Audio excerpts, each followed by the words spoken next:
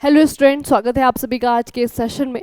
तो बच्चे, Indian navy का एक और अपॉर्चुनिटी जो है आप लोगों के लिए लेकर के आया है, जिसमें आपका फायरमैन है, चार्जमैन है और उसके अलावा जो है नेवी टेस्टमैन भी जो है दोबारा से आपके रिपीट हो गई हैं। तो बच्चे, इन वैकेंसीज़ के लिए आप लोग अगर देखेंगे तो सिलेबस जो है आपका बहुत कॉमन सा है, मतलब सभी के लिए सिलेबस एक ही है। ठीक है, एक ही जैसा पेपर आपका कंडक्ट करवाया जाएगा, एक ही जैसे जो है आपका सिलेबस दिया हुआ है, तो पेपर भी आपका सेम ही होगा। ठीक है, हालांकि ये जो वीडियो है आपका नेवी टेस्टमैन निमेट के नाम से है, लेकिन बाकी जो बच्चे हैं जो फायरमैन की अगर प्रिपरेशन कर रहे हैं, चार्जमैन की अगर प्रिपरेशन आप लोग करेंगे, तो बच्चे आपका एक बहुत कॉमन सा प्रश्न रहता है कि अगर हम कोर्स नहीं ले पा रहे हैं, मेक डिजीज के साथ में नहीं जुड़ पा रहे हैं, तो हम कैसे जो है अपनी प्रिपरेशन को करें। ऐसी किताबें हमें बता दीजिए कि जिससे हम प्रिपेयर करें और ये इस एग्जाम में जो है अपेयर हो तो सुनिश्चित हो जाए कि एक सीट हमारी है। ठीक है, तो बच्चे इसके लिए जो है कई बच्चे मुझे फोटो खींच करके भेजते हैं कि ये बुक जो है अच्छी है नहीं है, ये बुक अच्छी है कि नहीं है। सबसे पहले बच्चे किताबों के बारे में, किताबों सही किताबों का चयन तो ज़रूरी होता ही है, हमारी प्रिपरेशन में बहुत इंपॉर्टेंट रोल प्ले करता है कि हमने किस तरीके की किताबें पढ़ी हुई है। ठीक है, उससे भी ज़्यादा ज़रूरी है कि क्या हमें एग्ज़ाम के समझ है या नहीं। जो हमारा एग्ज़ाम होने वाला है, जो एग्ज़ाम हमारा पेपर हमारा होने वाला है, क्या वहाँ पे जो चीज़ें पूछी गई हैं, वहाँ पे जो आपको सिलेबस दिया गया है, क्या उसे हम समझ पाए या नहीं।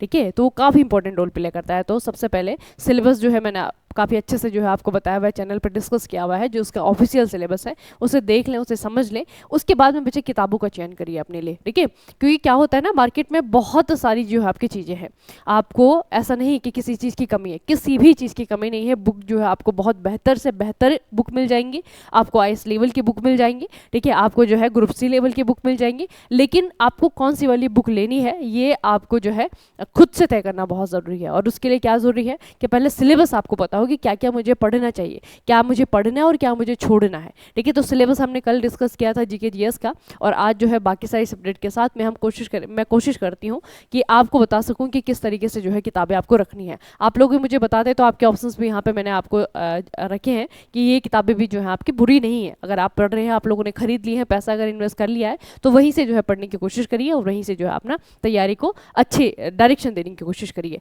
अगर बच्चे, चलिए सबसे पहले तो जीके की बात ही कर लेते हैं। जीके में जो है बहुत सारी किताब, बहुत सारे बच्चों ने मुझे ब्लैक बुक भी भेजी इस बार कि क्या ये पढ़ सकते हैं। तो किसी भी ब्रांड का या किसी का प्रमोशन नहीं कर रही हूँ मैं, बस किताबों को उनके आधार पे आपको बता रही हूँ। सबसे ज़्यादा जो आपके पास में बुक है वो है लूसेंट की। लूसेंट की जो सामान्य ज्ञान है, क्या वो आपके लिए सही है या फिर इसे पढ़ने से हो जाएगा? तो इसे पढ़ने से तो 101% हो जाएगा। आपको ही पता है कि बहुत ज़्यादा जो है फैक्ट इसमें दिए हुए हैं, लेकिन क्या आप इसे पढ़ सकते हैं बच्चे? ठीक है, आप खुद ही बताइए कि इतना पढ़ने का समय आपके पास में है या नहीं है। और अब तो आपका नेवी टेस्टमैन का जो ये एग्ज़ाम है, ये पूरी तरीके से नॉन टेक्निकल होने लगा है। तो नॉन टेक को अब अभी आप जो है छोड़ नहीं सकते हैं ना, आपको कहीं ना कहीं नॉन टेक जो है आपके पीछे आ ही जाता है। चाहे आप टेक्निकल का एग्ज़ाम दे रहे हैं, चाहे आप, तो ये पूरा का पूरा जो है आपका पेपर ही आपका नॉन टेक वाला हो गया है। तो एक एक किताब तो बच्चे ये आपके पास में होनी चाहिए। ठीक है, इसे पूरा करें ना करें, कोई सब्जेक्ट इसमें छोड़ दें, ज़रूरी नहीं कि हर सब्जेक्ट इससे कंप्लीट करना है, लेकिन हर सब्जेक्ट का जो बेसिक है ना, वो तो आपको यहाँ से बहुत अच्छे से पता लग जाएगा, इससे ज़्यादा नहीं। इसमें जितना फैक्ट दिया हुआ है वो भी ज़्यादा ही है, लेकिन उसका जो बेसिक है वो अगर आप पढ़ पाएँ यहाँ से, समझ पाएँ उसे, तो बच्चे ये भी आपके लिए जो है मोर देन इनफ वाली बुक है। ठीक है, बहुत सारे बच्चे हैं, आप लोग उनसे पूछिएगा, जो आपके सीनियर है जिन्होंने सिलेक्शन लिए हुए हैं, उन्होंने सिर्फ इस किताब से जो है सिलेक्शन लिए हुए हैं। ठीक है, तो इस किताब को पढ़ सकते हैं, बस इस किताब को पढ़ना आना चाहिए। कौन सी चीज़ें छोड़नी है, कौन सी चीज़ें आपकी पढ़नी है, वो डिपेंड करता है आपके सिलेबस पे।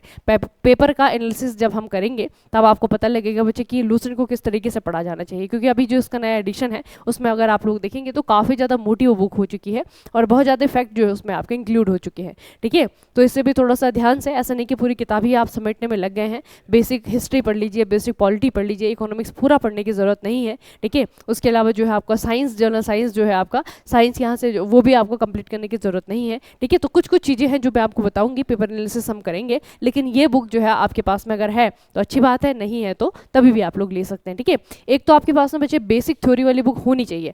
अब आपके पास में जो लूसेंट है वो भी हो सकती है, और कुछ बच्चों ने मुझे ये भेजी है बच्चे, ये जो आपकी ब्लैक बुक आती है ना, हिंदी मीडियम वालों के लिए है ये वाली, हिंदी मीडियम की।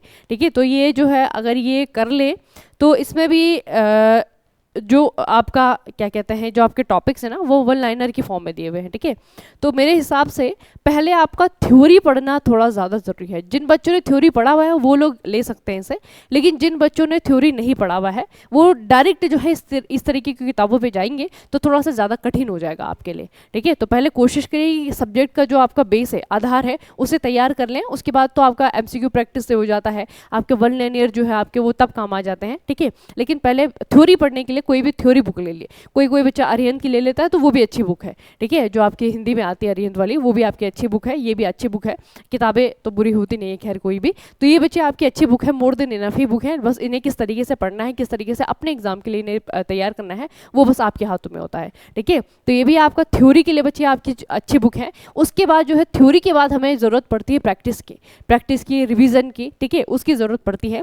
तो प्रैक्टिस के लिए जो है मार्केट में बहुत सारे एडिशन है, बहुत सारे बुक हैं, ठीक है। आपको क्या करना है बच्चे, एसएससी के खास करके जो आपके एसएससी सीजीएल और एसएससी जो आपका ग्रुप डी एमटीएस वाला जो एग्जाम होता है, उनके जो पीवाईक्यूज होते हैं ना, उनकी जो प्रैक्टिस बुक होती है वो ले लेनी है। अब वो किसी की भी आप लोग ले, यहाँ पे तो कोई आपका जो है एनसीईआरटी बेस्ड है, ठीक है, ये काफ़ी ज़्यादा जो है आपका ये चली है, ठीक है, ये होगी आपकी। उसके अलावा जो है किरण पब्लिकेशन काफ़ी ज़्यादा पॉपुलर है, ठीक है, इसकी किताब हो गई आपकी। तो सॉल्व पेपर जो है आप लोगों को देखने हैं। पीवाईक्यू से ये फ़ायदा ज़रूर होता है कि बच्चे वहाँ पे जो है क्वेश्चन बहुत सारे रिपीट भी हो जाते हैं कई बार एग्जाम में, ठीक है, तो वो रिपीटेशन आपको देखने को मिल सकता है। बाकी पीवाईक्यू जब आप लोग ले तो एमसीक्यू फॉर्म में लें, और एमसीक्यू फॉर्म में इस तरीके से आपको लेना है कि उसके साथ में एक्सप्लेनेशन भी हो, ठीक है, जहाँ पे क्वेश्चन का सॉल्यूशन दिया हो उसके पीछे जो उसका एक्सप्लेनेशन भी हो, ताकि उसके इर्द गिर्द से अगर प्रश्न पूछा जाए तो वो भी आप लोग करने में सक्षम हो जाए, ठीक है। तो इस तरीके की बुक आपको लेनी है, और एक थ्योरी बुक आपके पास में होनी चाहिए और एक जो है प्रैक्टिस बुक आपके पास में होनी चाहिए। आप थ्योरी बुक जो है अरिहंत की ले सकते हैं, लूसेंट की ले सकते हैं, प्रैक्टिस बुक आप जो है किसी भी पब्लिकेशन की ले सकते हैं,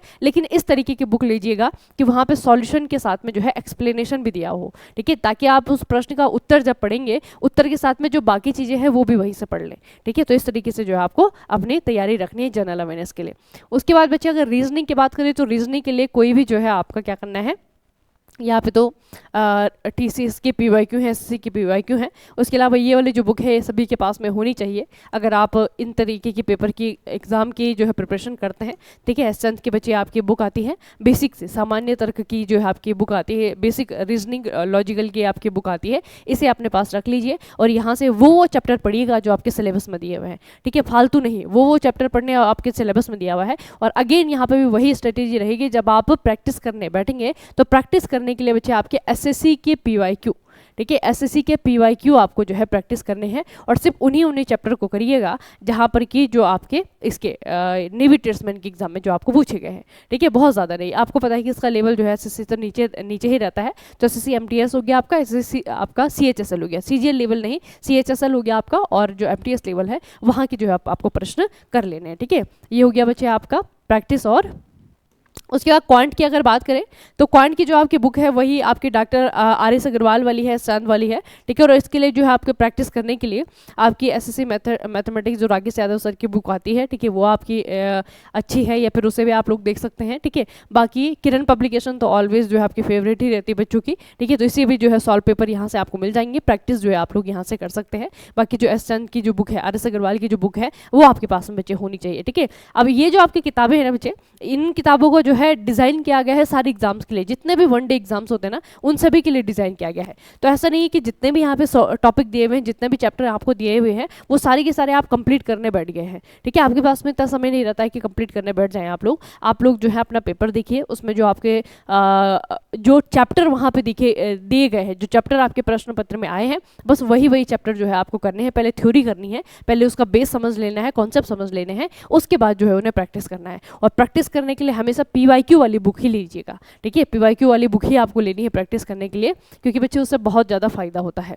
उसके बाद बच्चे आपका इंग्लिश कॉम्प्रिहेंशन की बात करें तो इंग्लिश कॉम्प्रिहेंशन जो है आपका यहाँ पे, अब वो भी सी बात है कि 25 मार्क्स का जो है आपका अंग्रेजी आएगा, तो काफ़ी अच्छा वेटेज इसका रहेगा। तो बच्चे जो आपकी ये इनकी पैरामाउंट केडी का पब्लिकेशन की जो आपकी बुक आती है ना, वो जो है आपकी बेसिक वाली, इसमें भी वॉल्यूम 1 वॉल्यूम 2 आता है। जो वॉल्यूम 1 वाली जो बुक है वहाँ से जो आपके वाले चैप्टर हैं, ठीक है, जो सिलेबस में चैप्टर दिए हुए हैं वो चैप्टर जो है आपको यहाँ से कर लेना है, और फिर जो है आपको प्रैक्टिस करने के लिए अगेन जो है आपकी जो PYQ वाली बुक है वहाँ से जो आपको प्रैक्टिस कर लेनी है। हालांकि इस बुक के भी पीछे बहुत सारे प्रैक्टिस सेट दिए हुए हैं, अगर आपने वो भी कर लिए तो वो भी आपका मोर देन इनफ होगा, ठीक है। इस किताब में भी जो आपका क्या है चैप्टर के पीछे ही प्रैक्टिस दिए हुए हैं, तो वो भी जो है आपकी अच्छी बुक है, वहाँ से भी कर सकते हैं। लेकिन अगर ज़्यादा प्रिपरेशन करनी है, ज़्यादा ये वाले कंप्लीट हो जाए, तब जो है आप क्या कर सकते हैं, किरण पब्लिकेशन की जो आपके सॉल्व पेपर आते हैं अंग्रेजी के, उन्हें कर सकते हैं, चैप्टर वाइज जो है आपको यहाँ पे मिल जाएंगे। उसके अलावा बच्चे आपके PYQs के लिए, मतलब अपने एग्ज़ाम से रिलेटेड जो बाकी एग्ज़ाम से जिनकी क्वेश्चन पेपर आपके थोड़े से काम आ सकते हैं, वो पेपर आपको ऑब्वियस सी बात है कि आपको यहाँ ऑनलाइन से आप आसानी से आपके सारे के सारे क्वेश्चन पेपर मिल जाएंगे। तो आपको बच्चे एक तो आपका MR सेल और ट्रेड्समैन रिक्रूटमेंट नेवी के द्वारा ही आपका करवाया जाता है, अलग अलग फोर्सेस में भी होता है, तो इनके जो आपके PYQ होते हैं, ठीक है, यहाँ से देख लीजिएगा, यहाँ की अंग्रेजी और नेवी ट्रेड्समैन की अंग्रेजी बहुत ज़्यादा सिमिलर होती है, ठीक है, बहुत ज़्यादा सिमिलर जो है आपके क्वेश्चन यहाँ पे आते हैं, तो इसके जो क्वेश्चन पेपर होते हैं वो आपके लिए बहुत ज़्यादा बेनिफिशियल होंगे। उसके अलावा जो आपका इंडियन नेवी ट्रेड्समैन का तो है ही, इसके जितने भी PYQ हैं वो सारे के सारे आपको देख लेने हैं। इंडियन नेवी चार्जमैन के जो बाकी आपके, एक तो आपके लिए होता है, एक आपका डिप्लोमा वाले के लिए अलग से वैकेंसी आती है नेवी चार्जमैन की, ठीक है, तो वहाँ पे जो आपका क्वेश्चन पेपर आता है उसे आप लोग को देख लेना है। SSC MTS, जैसे मैंने आपको कहा कि SSC MTS के जो आपके क्वेश्चन पेपर होते हैं उसके जो आपके क्वेश्चन होते हैं वो आपको लगा लेने हैं। और RRB की, अगर हम रेलवे की बात करें तो रेलवे में बच्चा ग्रुप D लेवल का, हालांकि ग्रुप D लेवल काफ़ी अच्छा क्वेश्चन पूछता है अब तो रेलवे ग्रुप D, ठीक है, तो RRB का जो ग्रुप D है वहाँ के क्वेश्चन आप लोग देख सकते हैं, ठीक है। तो ये बच्चे आपके वो क्वेश्चन पेपर हैं जिनकी प्रैक्टिस अगर आप लोग करते हैं, क्योंकि ये आपके जो एग्जाम अभी आप लोग देने जा रहे हैं ना, नेवी ट्रेड्समैन देने जाएंगे या फिर आप फायरमैन का देने जाएंगे, नेवी चार्जमैन का देने जाएंगे, तो ये सारे के सारे जो क्वेश्चन पेपर हैं उनसे काफ़ी ज़्यादा जो है आपके नज़दीकी होते हैं, बहुत ज़्यादा जो है सिमिलर क्वेश्चन यहाँ पे देखने को मिलते हैं, और पैटर्न भी जो है इन सभी एग्जाम को जो है आपको बहुत ज़्यादा सिमिलर है, इसीलिए इनके PYQ करना ज़्यादा बेनिफिशियल आपके रहेंगे। और इसीलिए मैंने बच्चे बार बार जो आपको प्रैक्टिस की जो बुक दिखाई वो सारी की सारी SSC वाली हैं, ठीक है, मतलब आपको बैंकिंग वाली प्रैक्टिस नहीं करनी है, जो IBPS वाले लेवल के जो आपके बाकी एग्जाम्स होते हैं ना वो आपको प्रैक्टिस नहीं करनी है, आपको जो है SSC के ही SSC में भी जो है CGL को छोड़ करके बाकी जो आपके निचले के ग्रुप C वाले ग्रुप T वाले जो आपके पेपर होते हैं ना उनकी आप लोग जो है प्रैक्टिस कर सकते हैं। वो क्वेश्चन जो है आपके लिए बहुत ज़्यादा बेनिफिशियल होंगे आपके नेवी ट्रेड्समैन में। अब SSC पे हम क्यों जा रहे हैं, आप कहेंगे कि वो तो बिल्कुल अलग है। SSC पे इसलिए जा रहे हैं बच्चे क्योंकि वहाँ पर नंबर ऑफ क्वेश्चन आपको बहुत ज़्यादा मिल जाएंगे। आपका जो चार्जमैन का पेपर है, नेवी ट्रेड्समैन मेट का पेपर है, यहाँ पे आपको अभी 2000 लेटेस्ट वाला हुआ है उसी के आपको पेपर मिल पाएंगे, इससे पुराने वाले उसके पेपर भी अवेलेबल नहीं है। तो इंडियन नेवी जो भी एग्जाम करवाता है उनके बहुत कम जो है अवेलेबिलिटी होती है प्रश्न पत्रों के ना। बहुत सारे क्वेश्चन, तो बहुत सारे एग्जाम ऐसे होते हैं कि जिनके एग्जाम हो जाते हैं वो क्वेश्चन पेपर लीक नहीं करते हैं बाद में ना, होने के बाद में भी, तो थोड़ा सा वहाँ पे अवेलेबिलिटी कम होती है, कम ही क्वेश्चन आपको वहाँ से मिल पाएंगे। इसीलिए SSC मैं आपको बता रही हूँ क्योंकि उनकी अवेलेबिलिटी काफ़ी ज़्यादा, हर साल उसके एग्जाम होते हैं, ठीक है, उसके क्वेश्चन पेपर जो है बहुत ज़्यादा शिफ्ट में होते हैं, तो बहुत सारे नंबर ऑफ क्वेश्चन वहाँ से मिलते हैं, ठीक है। और सबसे रिसेंट वाला देखने की कोशिश करिएगा, 2024 के लिए तैयारी कर रहे हैं तो 2024, 2023, 2022 इस तरीके से जो है आपको रिसेंट से पास्ट के लिए जो है आपको प्रिपेयर करना है, ठीक है। तो वहाँ पे बच्चे आपको प्रैक्टिस करने के लिए काफ़ी ज़्यादा जो है नंबर ऑफ क्वेश्चन मिलेंगे, उस पेपर को जो है उन प्रकार के जो आपके प्रश्न पत्र हैं उनको जो है आपको करना है। और ये ध्यान में रखिएगा प्रैक्टिस करते वक्त कि बहुत ज़्यादा पुराना प्रश्न पत्र ना हो, क्योंकि बच्चे समय के साथ क्या होता है ना, आपका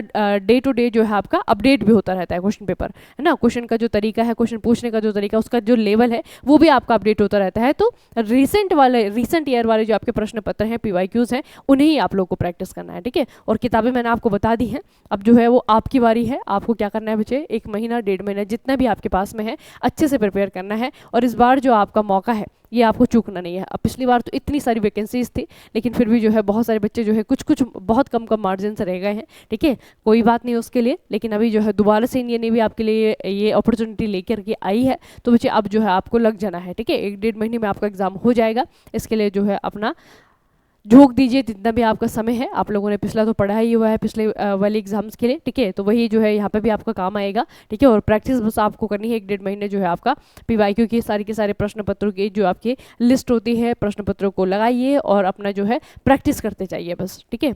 चलिए फिर आज के सेशन को यहीं पे रखते हैं, मिलते हैं फिर किसी और सेशन में, तब तक के लिए पढ़ते रहिए, बढ़ते रहिए, अपना खूब सारा ख्याल रखिएगा। आप सभी का बहुत बहुत धन्यवाद।